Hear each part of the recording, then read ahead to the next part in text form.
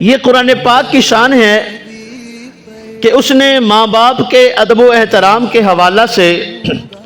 کئی مقام پر مختلف باتیں ذکر کی ہیں۔ میرے پیر و مرشد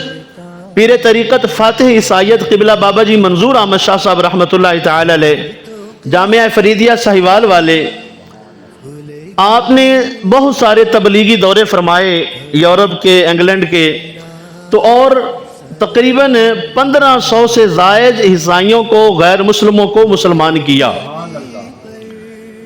اور پادریوں کے ساتھ، راہبوں کے ساتھ بڑے بڑے مناظرے بھی ہوئے۔ تو قبلہ بابا جی منظور احمد شاہ صاحب رحمۃ اللہ تعالی علیہ فرماتے ہیں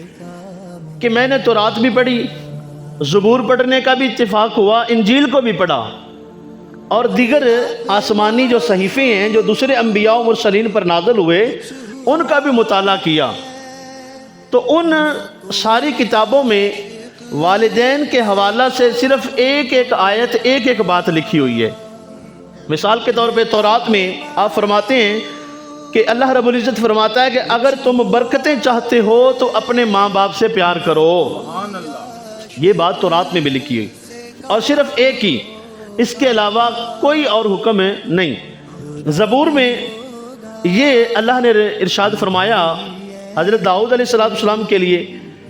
اللہ نے حکم فرمایا کہ ترقی درجات کے لیے بندہ اپنے درجوں میں ترقی چاہتا ہے کہ میرے درجے بلند ہو جائیں، تو زبور کا حکم یہ ہے کہ اپنے ماں باپ کی خدمت کرو۔